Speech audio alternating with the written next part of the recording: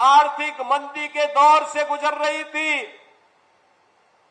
पश्चिम Asia के संकट के दौर से गुजर रही थी, ऊर्जा का भीषण संकट पूरी दुनिया के सामने आया था, तब भी प्रधानमंत्री मोदी जी के नेतृत्व में आर्थिक मंदी में देश की जनता को राहत देने की कार्रवाई रही हो या फिर ऊर्जा संकट से देश की जनता को उभारने का कार्य रहा हो, भारत ने जो प्रबंधन किया वह दुनिया के लिए एक प्रेरणा बनी। अकेला भारत है जो इन दोनों चुनौतियों का बखूबी सामना किया, अन्यथा इस समस्या को देने वाला अमेरिका स्वयं महंगाई से त्रस्त है। कई गुना महंगाई बढ़ चुकी है, लेकिन भारत के अंदर हम प्रधानमंत्री मोदी जी के नेतृत्व में सुरक्षित हैं। आस्था का भी सम्मान हो रहा है और अर्थव्यवस्था को भी मजबूती के साथ आगे बढ़ाया जा रहा है। देश की सुरक्षा को पुख्ता इंतजाम किया जा रहा है। देश की सुरक्षा के साथ कोई खिलवाड़ नहीं हो सकता। आंतरिक सुरक्षा में सेंध लगाने वाले नक्सलवादियों को, आतंकवादियों को, उग्रवादियों को उन्हीं की भाषा में जवाब दे करके भारत की ताकत का एहसास करवाया जा रहा है। समाज के प्रत्येक तबके के लिए योजनाएं बनी है।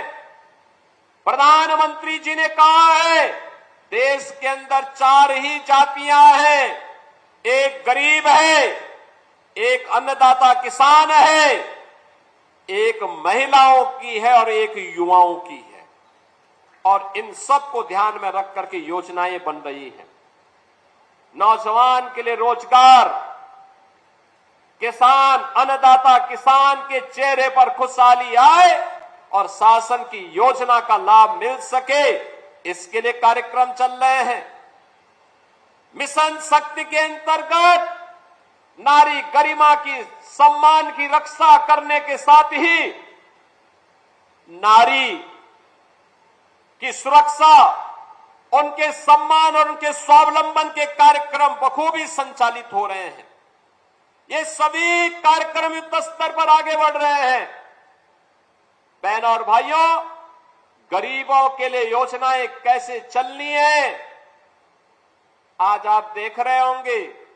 प्रधानमंत्री आवास योजना या मुख्यमंत्री आवास योजना के लिए किसी भी गरीब को किसी के सामने हाथ फैलाने की नौबत नहीं होती है। अधिकारी उसके घर में जाकर के बताते हैं कि आपका चयन हुआ है, आपको स्वीकृति दी जा रही है। पहले गरीब थक जाता था, लेकिन उसको शौचालय तो मिलता ही नहीं था, उसको आवास मिलने की बात भी नहीं थी, पैसा दे करके, घूस दे करके भी नहीं मिलता था। आज बिना सिफारिश के उसका आवास उसको मिल जाता है, बिना सिफारिश के रसोई गैस का कनेक्शन मिल जाता है, बिना सिफारिश के उस गरीब को राशन मिल जाता है, बिना सिफारिश के वृद्धजनों को वृद्धावस्था पेंशन, निराश्रित महिलाओं को निराश्रित महिला पेंशन, दिव्यांग जनों को दिव्यांगजन पेंशन का लाभ मिल रहा है।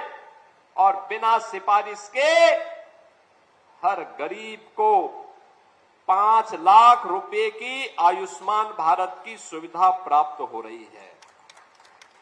आप मुझे बताइए, जो कार्य डबल इंजन सरकार कर रही है और मात्र 9 और 12 वर्ष में करके दिखाया है, यह कार्य कांग्रेस और समाजवादी पार्टी के नेताओं को करने से, उनकी सरकारों को करने से किसने रोका था? लेकिन वे क्षमता नहीं थी, उनमें क्षमता विहीन थे, भ्रष्ट थे, अपने परिवार के बारे में केवल सोचते थे, गरीब के बारे में नहीं सोचते थे। उनके लिए गरीब का मतलब केवल 2 परिवार थे।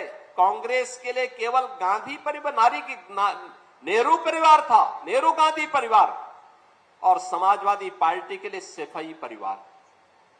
बाकी उससे बाहर उनकी सोच ही नहीं थी। उससे बाहर वे किसी के बारे में सोच भी नहीं सकते थे। अगर कोई गरीब आवाज उठाता था तो उसकी आवाज को दबा दिया जाता था, और कोई राजनीतिक दल आवाज उठाता था तो इनके गुंडे और इनकी माफिया न केवल उनकी आवाज को बंद कर देते थे, बल्कि व्यापारियों का अपहरण करके पूरा तांडव करते थे। बहनों और भाइयों, जब सत्ता पोषित इन माफियाओं के कारनामों को मैं देखता